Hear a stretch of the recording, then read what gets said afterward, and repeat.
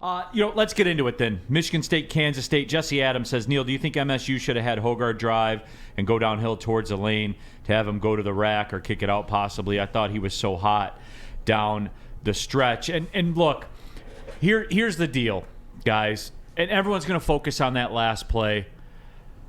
I just think this, and I welcome Sam Flannel and Spencer, obviously, to mark me on this. What was my concern about this game for Michigan State yesterday, Flannel? Pace. Possessions, pace. Kansas State was cooking. And Michigan State, they were cooking too. I mean, they were knocking down shots. That game was moving. Mm-hmm.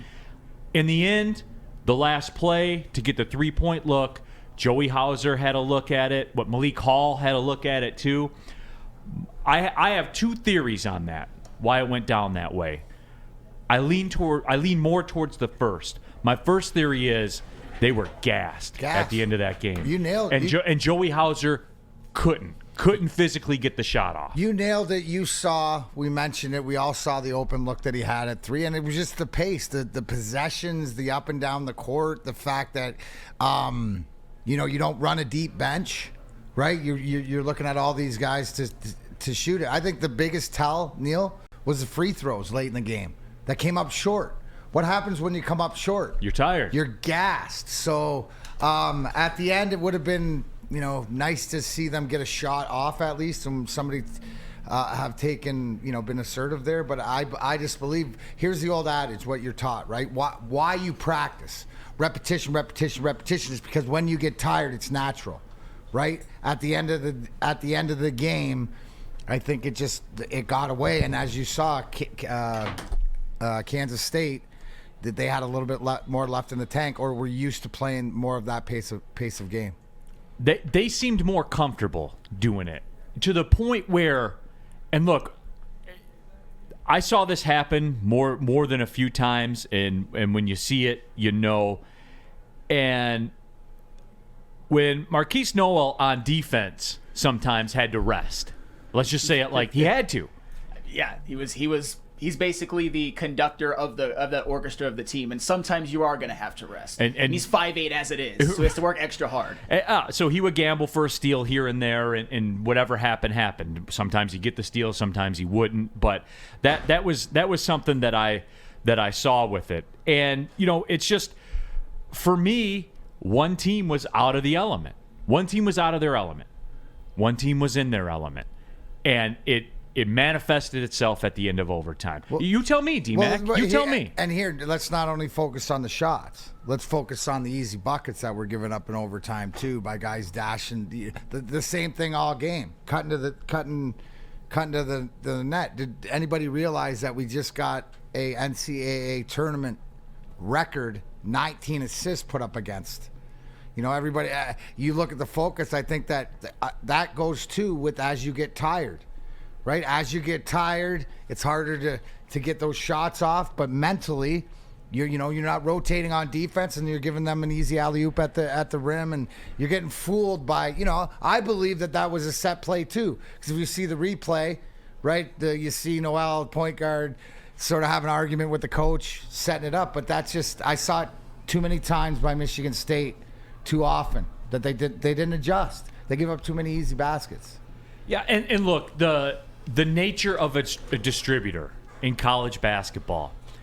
Now, Noel's a guy that's always going to get overlooked because of his size. Kansas State is like the perfect fit for him, right? Because could you imagine Juwan Howard recruiting Marquise Noel? That wouldn't happen. I mean, I would love to have him on Michigan, right. But yeah, it wouldn't happen. But it wouldn't happen. No. Like that. He reminded me, Neil, and I said it to you. Was that not like Kay Felder running around back in the day for Oakland and stuff like that? Like size-wise, just control of the game. This guy had full control of the game. And remember, he took an ankle injury too, gave us a chance to go on an 8-0 run when he was out, but he definitely dogged through it, right? He was a dog last night, and he carried him on their back. But in hindsight, when Kansas State needed to make shots, I don't know, number 25 or whatever like that, who was quiet, but made his shots. They made their shots. They didn't look tired on making their shots. Yeah, so there was that. And then the other angle of that final play for me, because Hauser had the most room, I thought, as you looked at the freeze frames and stuff like that.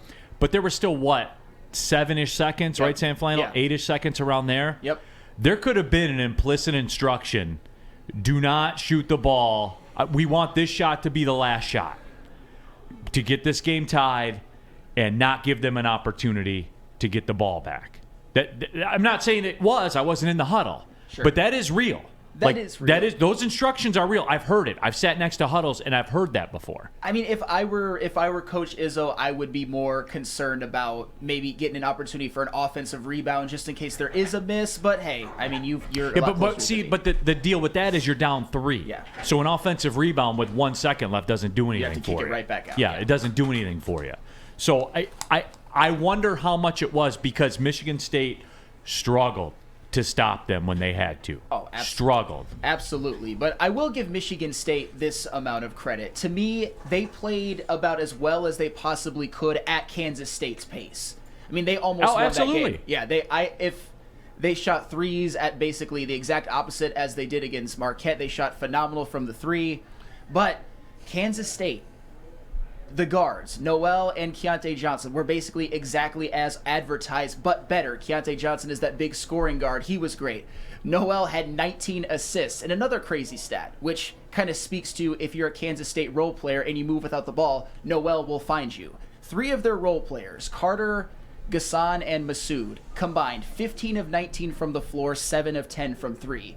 And that speaks to the fact that they were cutting. Noel will find you. If you're moving without the ball, he will find you. He looked like miniature Magic Johnson out there yesterday. Just incredible to watch. WoodwardSports.com chat thread, people jumping in on there as well. Jesse says Joey and Hall were dead going into overtime because they had to play the 4 and the 5 because our big guy sucked in that game, and Tom was upset with them. But see, I'm not buying that because Kansas State only played 7 people too. Again, and this is part of the greater indictment.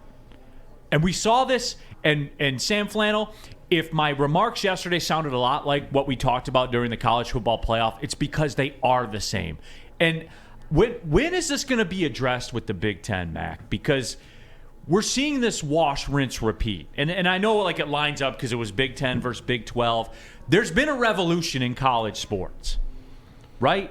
To where we're talking about where, the prototypical point guard, guys like Noel, coaches aren't interested in him because of the physical stature But you know what of the them. funny part is? They don't fit the NBA game, but they fit the college game. Right. The tournament time and things like this. But do you expect to see this guy in the pros? No. So people can't get invested in it, and I guess it determines which program it is. But if you want to win, sure as heck, he showed out last night. And how this gets me as the non-basketball guy. How many more guys like this are out there? You know what I'm saying? Right. If you really want to win, you put the best team together, but that's not it.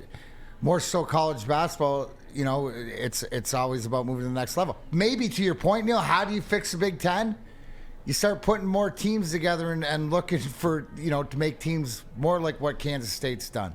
Duration, don't overlook guys just because of size.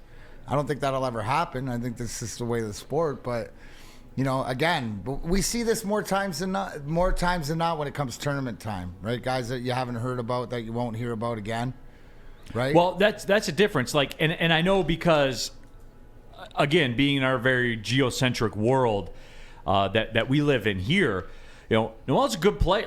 He's a good player.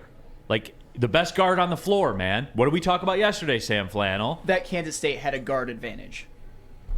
That's it, man. I mean, this, he was 17-8 a game, a game.